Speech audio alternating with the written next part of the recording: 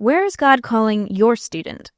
At Judson College, we equip students to give their lives for the cause of Christ, wherever He calls them, whether that be the mission field, the workplace, or the local church. With more than 25 majors and 4 5-year bachelor's to master's programs, Judson College combines the best of conservative, biblical, and theological education with professional training in a vibrant Christian community. Learn more about how your students can be prepared to leverage their lives for the cause of Christ by visiting judsoncollege.com. This is a production of the Ultimate Homeschool Radio Network. Welcome to the Vintage Homeschool Mom Show. Your host, Felice Gerwitz, is an author, a publisher, and your radio show host. She will encourage, educate, and inspire you with answers to your most pressing questions from homeschool, marriage, parenting, and much more. Felice loves to equip moms to live a Christian life because every moment counts. Be sure to visit her website at mediaangels.com. And here's your host, Felice Gerwitz.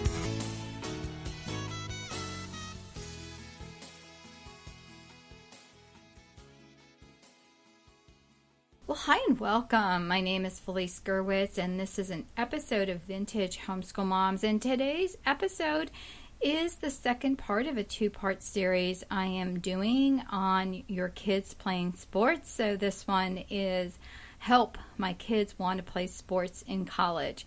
So, we all start out at the same place with little kids that work up through the Little League scenario, and that was the least of my thoughts when my kids started playing sports.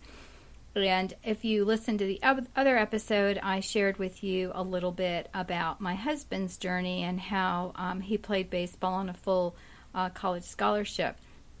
So I knew that maybe sports were going to be down the road for my kids, but it wasn't something that was front and center. Well, before I begin and launch into the many things I want to share with you today, let me just put a shout out for our sponsor, and that is mediaangels.com. You can visit Media Angels for books and products that will help you as a mom and a homeschool mom, as well as some books that are kind of across the bridge books, if you will, that have information that may be interesting to you if you don't homeschool. Like one is an Insider's Guide to Successful Science Fair Projects. That is a really good selling book. If your kids have ever thought about doing a science fair project, this book tells you a little bit about what the judges are looking for, and there's a lot of scholarship opportunities with science fair. And also books on writing and publishing. Well, let me get started here. So today I'm going to cover 3 things that I didn't cover in the last podcast. So this one is being your child's advocate. The second is your goals. And the third point is college recruiting. And so I want to discuss with you the first part, and that is, being an advocate for your child.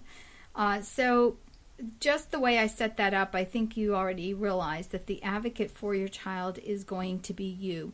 Letting your coaches know that your kids are interested in playing sports beyond recreational sports is important.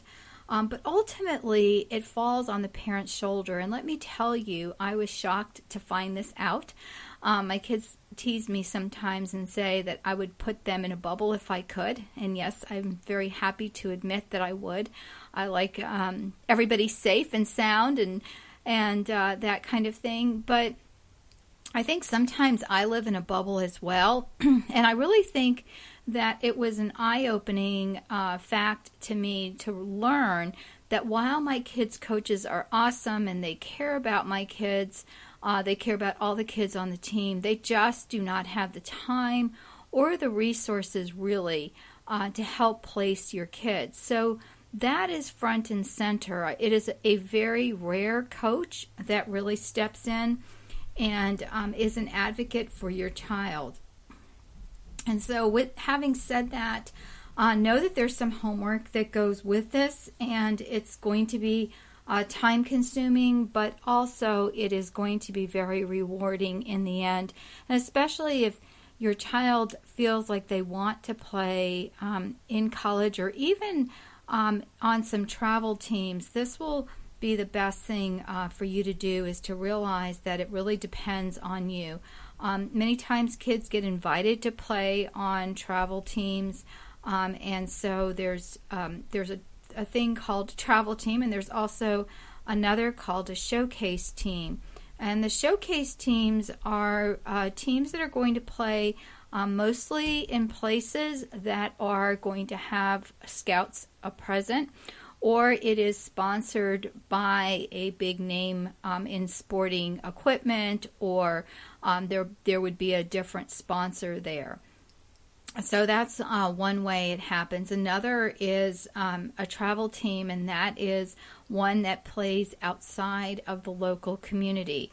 So we always chose teams that were, close to our side of the world. We live in Southwest Florida, pretty far down the Florida Peninsula, and so it takes us quite a few hours to even get out of Florida. So we weren't really enthusiastic about playing outside of the state, and so we chose a travel team, especially as our kids were younger, that would be more localized. We didn't want to jump all over the state playing baseball or softball every weekend.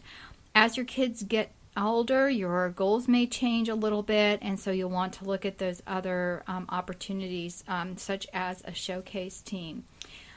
One of the other things I want to share with you is that this podcast is available on the website, and you can go to the website at vintagehomeschoolmoms.com, and there you will find a lot of information about a lot of the podcasts that I have done, quite a few at this point. And so if you want to find this particular podcast, it is podcast number 92. Again, you can find that at Vintage Homeschool Moms, and it will say, kids who want to play sports in college, as well as the number 92 on Vintage Homeschool Moms. And there you'll find links to everything that I'm talking about today, and I'll give you some great websites.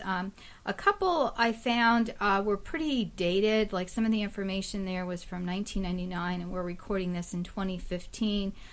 So some of the things that it does recommend, I will talk to you about in just a minute. We have a really integral internet now, and ways to get to some of the resources that you need very quickly without sending a letter, some of the websites may ask you to do. So just a little bit of a heads up there. Okay, so your advocate is going to be you. It also can be your child. If you have a very outgoing child, that advocate can also be your child. They may do a lot of research, and that research could be finding teams for your child to play on. I thought that was going to be an automatic thing as well, and I learned that things happen, such as you may have a child that's very good at their position. I have one child who's an infielder. He pitches and pretty much can be put anywhere, really, infield or outfield, except for catching. Actually, I think I take that back. I believe he has been a catcher before. In fact, when he was younger, he wanted to catch, now that I remember.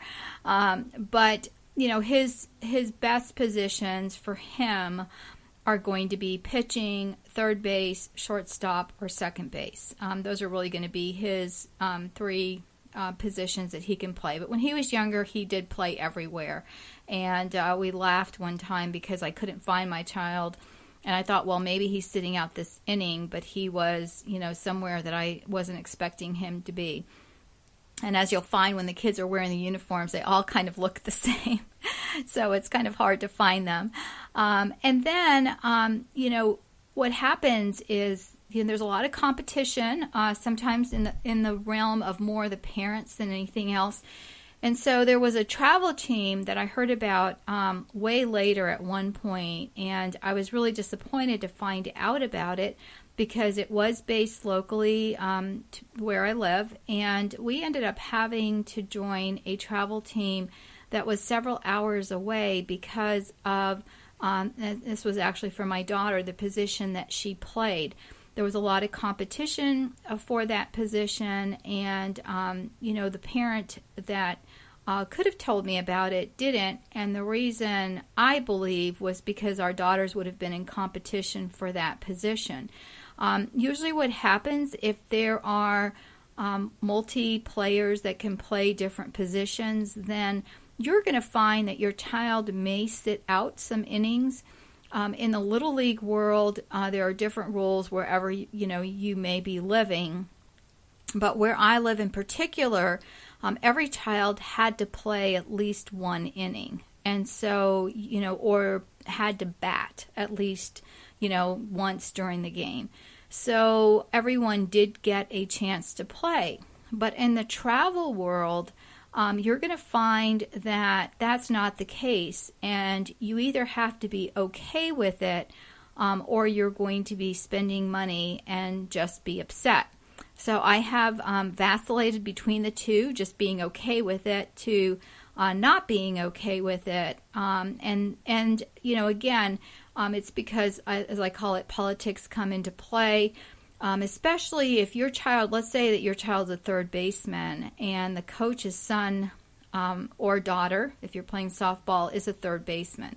Who do you think is going to get more play time, your child or the coach's son? And so those are the kinds of things to look at when your child is competing for a position. It's very disappointing when I would go somewhere with my son and have the other parents come up to me frustrated because they weren't putting my son in because one of the other coaches' sons were playing and weren't doing really well. Let's face it, every kid has a bad game. We talked about, baseball in particular being, a game of disappointments. And so no matter whether your child plays football or softball or, soccer or, lacrosse, whatever it is, that child is going to have a day where they're just off. And so, it happens to everyone. And during those off days, you would think, that, now my kid will be able to get a shot here. I remember one really disappointing weekend where my son was benched both games on that day. And so when we left to go home, I decided that I was going to reward my child going out somewhere fun to eat because he still encouraged his teammates. He thanked the coaches at the end, shaking their hands, and so he really showed good sportsmanship. So, again, when you're spending money on a travel team, you want to make sure that you talk to the coaches and find out what the playing time is going to be, especially if that is an issue. I know this year on my son's team there were 20 kids. Not everyone showed up all the time because it's summer and these are teenagers, and so parents go on vacation, kids play on showcase teams, and even there was one kid, I think he played on 3 different teams. So these are all things to take under consideration, and you want to be able to at least have a heads up so you can make that decision. And again, you are your child's advocate. Yelling and arguing with the coach doesn't often go well. In fact, I don't think it ever goes well for you or your child. And so being aware of these things is very, very important. Again, I didn't realize a lot of the nuances that goes on behind the scenes, and I know being a coach is a pretty thankless job, and people are typically upset with you coaching. So, that's also something, to take into consideration, that your coach has probably heard it all. But if you do it ahead of time, at least it gives you an idea of what the, rules and regulations are, what this coach is thinking and that sort of thing. And it really helps. Most of the time when your kids are playing on a higher level, there is a tryout day, and that's where you can really get an idea of the kids and their skill level, and not just stay while your child's trying out, but just stay the entire time and just get a feel for the kids that may be on this team and whether or not it's going to be a good fit for you. We ended up finding out about some of the travel teams online, and not everyone has an online presence. A lot of the parents will put up websites, or you'll find information either from their high school coach if your kids are playing in high school, or as you know, which is how we found out about a couple of different teams, and also from other people that you know who have kids that play.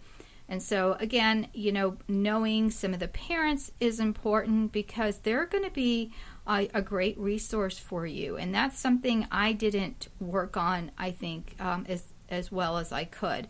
I knew some of the parents, but not really that many.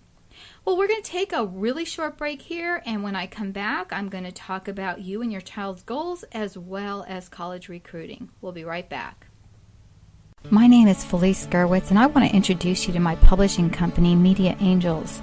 I have a heart for homeschool families, and since 1994, I have poured my efforts into creating curriculum to support teaching science, especially from a creationist worldview to the homeschool community.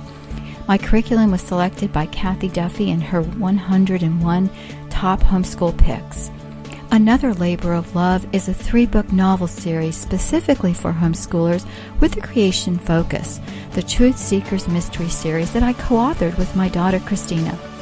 Media Angels represents uncompromising quality, not only with books, but with an online homeschool convention and this ultimate homeschool radio network with amazing show hosts. Along with books, Media Angels has produced an American history and an American government video series, as well as a family Bible study, Homeschooling with Proverbs. It has been my pleasure to mentor countless homeschool families and missionaries worldwide. I also enjoy mentoring aspiring authors with one-on-one coaching and the Information in a Nutshell series. If we haven't met, please reach out. I'd love to help you on your homeschooling journey, or if you have a book, help you getting that into print. I can be found on social media and look forward to meeting you. You can reach me at mediaangels.com. Thanks so much, and hope to meet you soon. Well, hi and welcome back. My name is Felice Gerwitz, and this is an episode of Vintage Homeschool Moms, and today we're talking about kids who want to play in high school. And you know what? There are so many resources that are out there, and I'm going to give you some of them that you can find on the podcast website. And if you go to vintagehomeschoolmoms.com and look for podcast number 92, you'll find links there to many of the things that I'm talking about today. Okay, so what are your goals? Does your child have a goal? Obviously, if you're listening to this podcast, your child may want to play sports at some point down the road. And so whatever season your child plays in, here in Florida, we play in the winter months. I know a lot of times most of the sports don't take place until the summer months up north for obvious reasons. And unless it's something like basketball, and that you're playing in the gym, so that would be a little bit, different. And the different sports again have different times. A lot of times people get serious about looking into what's available for them in college in the 9th grade. And really that's a good place to start. If you do start younger, it's probably better just with getting information. I'm not a big advocate of putting your kid out there super young, because our kids are growing and changing. I mean, my son grew about 4 inches 1 year. My daughter shot up younger, and I swear she's been, 5, 8.5, since she was 12. It probably wasn't that young, but she was, pretty tall young. But for the boys, it takes some time.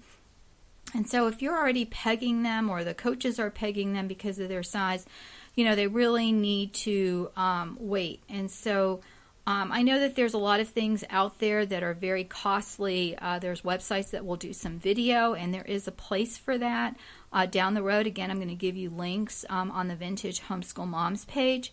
And we have done some of the things that we've had to pay to do, but we always waited until our kids were a little bit older. Like, for example, Michael went to the baseball factory, and again, this is not a sponsorship or an endorsement. I'm just sharing with you something that we did as a family.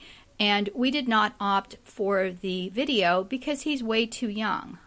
So, you know, he is in the middle of a growth spurt, and so, you know, we'll look at that. But look at their goals, you know, and some of the goals may be just to get stronger and to do conditioning. That is really, really important.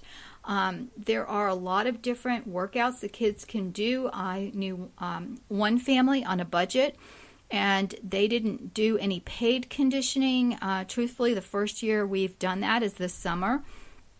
But before that, you know, my husband had things that the kids did here at the house, and then they practiced every single day. Once they're playing their sport, their practices are every day after school. So because we homeschool, we played with a local Christian school, and that's something that you can look into. Different places have different rules, and that was the best fit for our children, although they could have played at a local public school, which there was one that was really, really close to our home. But we were pretty much told that if we did that our child more than likely would be benched. And so that was something that was, you know, we wanted our kids to play the sport and not to just sit on the bench. And so obviously it depends on your child's skill and talent, but you want to be aware of that, you know, that where they play is important. And again, getting a chance to talk to the coach. Maybe you're having to play an entire season of that sport to get a feel for the school if your child's playing, but typically every day they're going to have practice once they're in their sport. In the meantime, when they're not playing, if your child plays a variety of sports, they're obviously going to get the conditioning. But I knew of a family that, you know, they had all of the things that they wanted their child to do daily written out. And so that child could go through a routine every day. There was something a little bit different. And he was able to do all of his conditioning at home, and it worked out really well for them. Another thing I want to share with you is the place where you can find information about your particular state, and if you have those goals for your child to play in high school and get that experience, especially if they're interested in playing in college. I would almost say it's a prerequisite for them to be able to play those sports. So one of the things that I would like you to do is research your state, and here there is a high school athletic association for our state, and it's called the Florida High School Athletic Association. And so there are a lot of other states that have similar things. So if you search, for example, if you live in California, search for California High School Athletic Association. If you live in Georgia, search for Florida or Georgia High School Athletic Association. And so you're going to get that information about what is available for your state, and that will give you all of the legalities, especially as a homeschool person. It will help you to find out what's required, and this is really for all of the athletes in that state. There are specific forms that homeschoolers need to fill out in order to be able to play.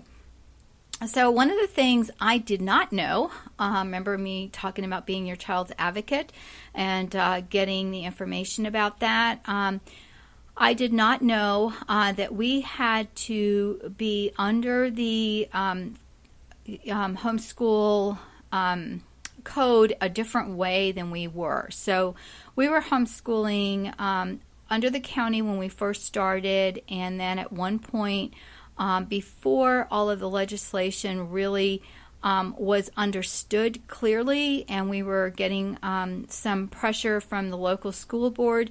So we ended up forming a private school as an umbrella school. And so we were homeschooling legally under an umbrella school. Well, as a homeschool student, we were not permitted to play at a local high school because really on the books we were a high school. And so we were considered a private school. So therefore, I had to unenroll my children, or my son at the time, from the private school, the umbrella school that we were homeschooling under, and sign him up under the county. Well, because I didn't do that until November, and sports began in January for him, for high school, he had to sit out for an entire year and was not permitted to play because even though we were homeschoolers, we were not signed up under the county. Very disappointing for my son, big life lesson for me, and if I had wanted to, because of his birthday and where it falls, his birthday is in August, I could have, just held him back a year so he could get his 4 years of high school in, and we opted not to do that. So you have to make your decisions that way, but just make sure that if you are considering playing in a high school, that you make sure that your 9th grader has been enrolled in the county at the beginning of that school year. The reasoning that is given to us is that your child or parents can take their kids out of one high school and put them in another, and this has nothing to do with homeschooling. It's just that parents get mad at one coach, or another coach can recruit an athlete from another high school. And so in order to keep from getting involved in the middle of a legal battle, they've just made it an across-the-board thing that if your child is not signed up, with a particular school at that school, beginning of that school year, they cannot play. If a child transfers in from out of the county or out of state, that's a different situation. And again, those websites will give you the information you need. And again, I'll have links to that on my website under Podcast 92. So, if your child is thinking about playing in college, that's one of the things you need to do, and that's one of the questions you need to ask under your goals. It's best to be in tournaments. It's best to have some kind of a travel team or have the best competition that you can. You can enroll your child in a college baseball program. I know the local college here has one coming up in August or September, I believe.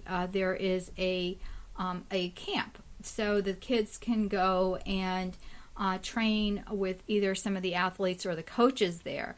And so a lot of the colleges will look at your student, and there have been colleges that would sign up players just based on them attending these college baseball programs. Also, there are high schools that do this. There are professionals. I live in Florida, so we have a lot of major league teams that play here, and a lot of dads who have actually played the sport who now coach. My son's coach played in the major leagues for 14 years, and he's just an awesome guy. Shout out to Coach Willie. And so much so, we liked him so much that, we're having Coach work with our son with his pitching, because this coach pitched in the major leagues as well. And so, those players who are now coaches are very valuable. They're resources for you, and they're great, in their ability to be able to help you as well. You could attend a tryout. There are some tryouts that are available. I know here locally as well, if that's a goal of yours, look and see. One of the things that parents have to really sit with their athlete and discuss is, long-term goals. For my son, there would be more of a long-term goal for him if he wanted to play in the future. For my daughter with softball, it's not something that's a profession that a girl can really have. It's a very, very narrow field, and they're going to take the best of the best. So, being realistic with your goals. And the really nice thing about your kids playing in college, if that is a goal, is that it gives them some clout as a coach down the road. To say that, you played a sport in college does really help. And of course, to play as a professional trumps college, but two things that would be great to add to a resume. Another goal for your family needs to be those grades, not just your GPA, because while that's important, what they're really looking at is the ACT and the SAT tests. College Prep Genius is a podcast that we have on the Ultimate Homeschool Radio Network, and that is an amazing resource for parents and kids to get some information about test-taking skills, as well as a lot of information about scholarships. In fact, there'll be a link on this podcast site as well that has an interview I did with Jean Burke, who shared with us about sports scholarships and the importance of getting those SAT scores up. So again, something that is important. Another goal is to visit some of the, colleges that your child may be considering. My daughter considered a lot of colleges because of their sports program, and then found that the college didn't have her major, or what she thinks she wants to major in. So that's, again, important that while the college may have a great sports department, you have to realize that it's a small window of time in your life, and how important is it to get that important major, which, in my humble opinion, trumps the college, or playing at the college level if they don't have your major. So again, important to have that information in. And then also looking out for opportunities that come around. Again, those showcases are important. And, some of the things that we have done and have enjoyed is setting up a website for our child. So their stats are normally kept on a website. Here locally, all the stats are kept on a website called Max Prep, and that has, the stats from their games. Another opportunity that you may be looking for is to have a website set up for you. I will have some links there about some things that you can do. One of them is the NCSA.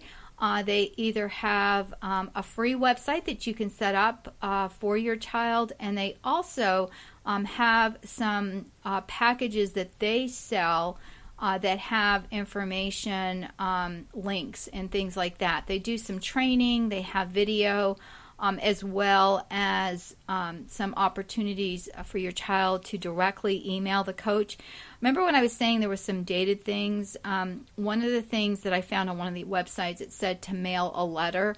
Probably in this day and age, that might not be a bad idea because coaches get so many emails. But one of the things that is important is that your child get in contact with the school or the coach themselves. And actually, that's under the next point, which is recruiting. And, college coaches like it when a child that wants to play for that college does the research about the college that they want to attend, looks into the sports program, and contacts the coach themselves. We parents tend to want to jump the gun and do the contacting for our kids. There's no reason why we can't, help them.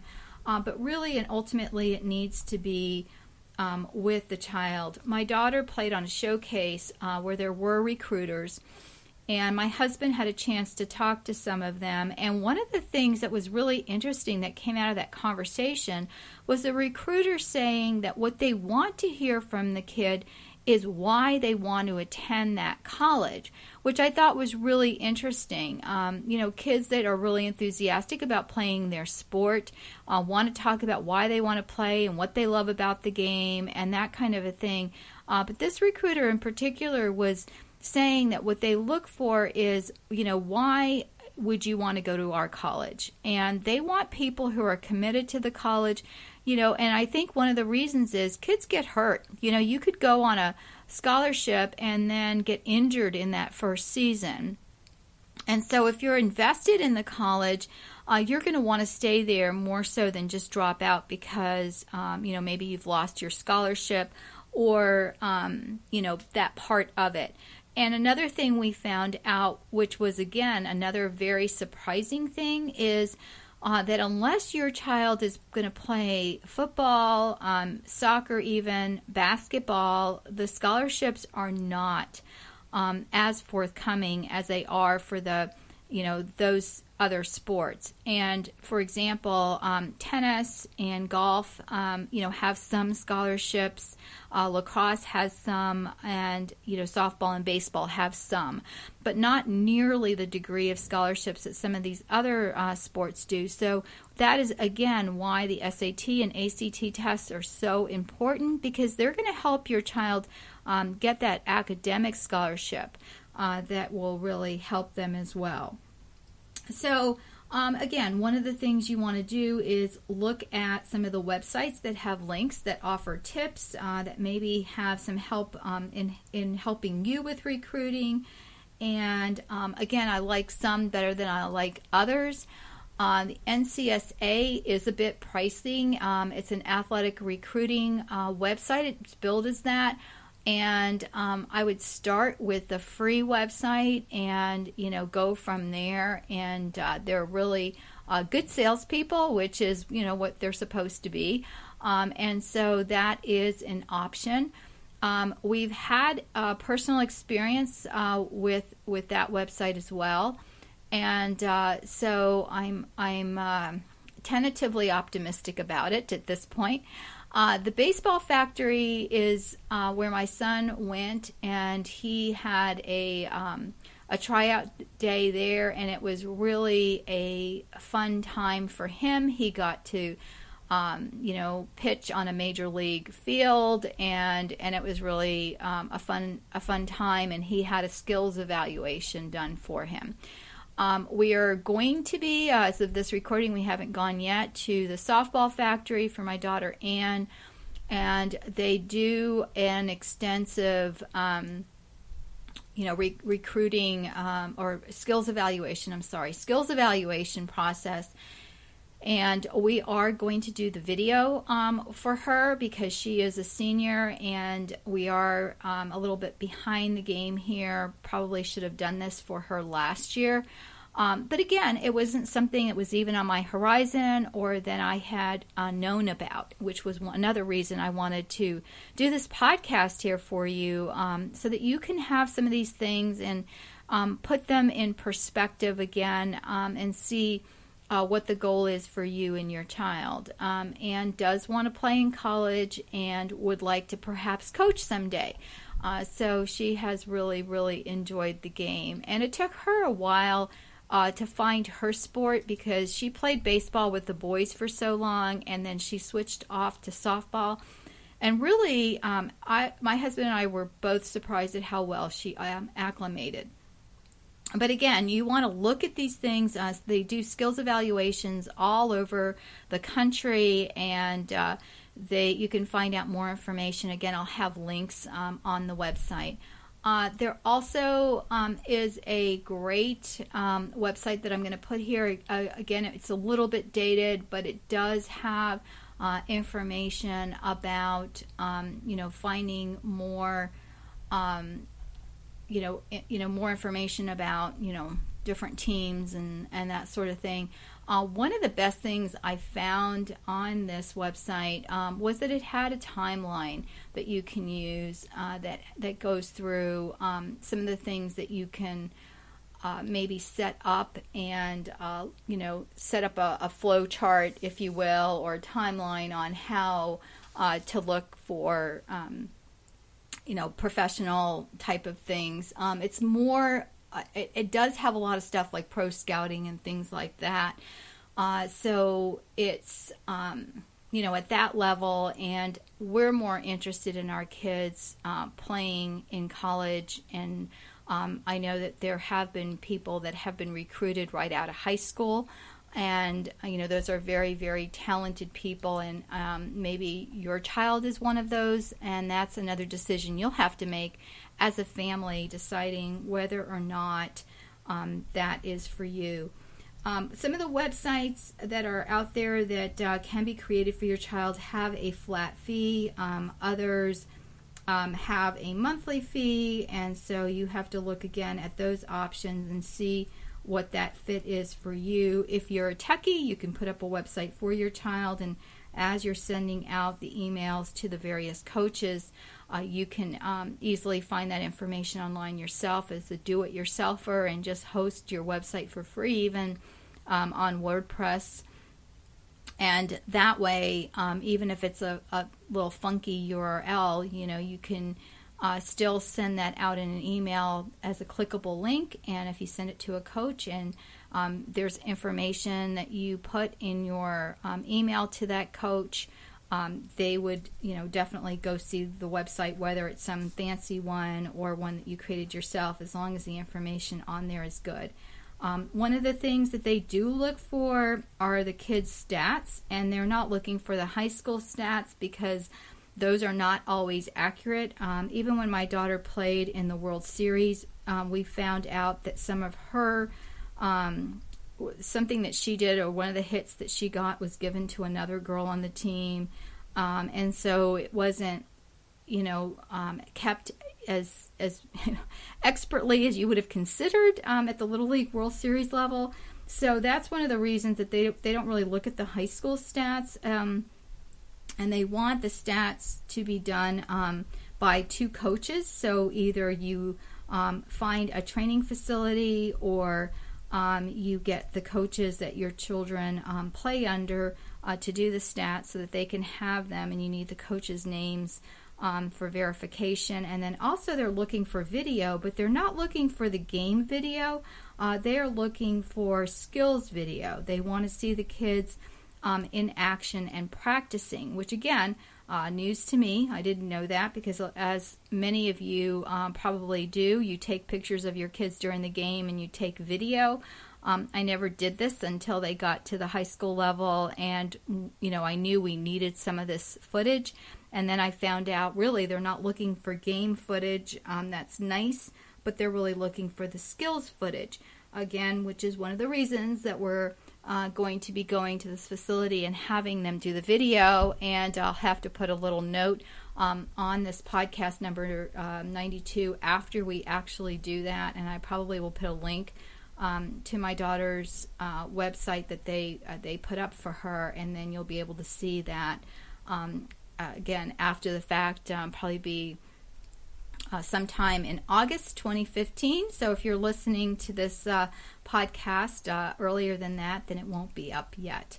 But when it is, I will have that link up there, and then you can see the full effect of having that video created for her. So, just some of the things to consider. Another is a follow-up with a coach, and that means picking up the phone and calling. Now, yes, I podcast.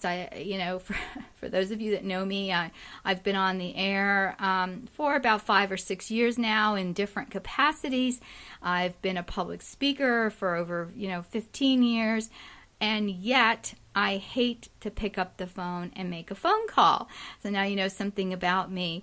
But I'm going to tell you something that happened to a friend of mine's daughter. So we were talking, and my friend was sharing with me her daughter's amazing stats with her swimming. And this kid, it's a really close friend of mine, and I love all her kids, so she was sharing with me, how wonderfully her daughter did.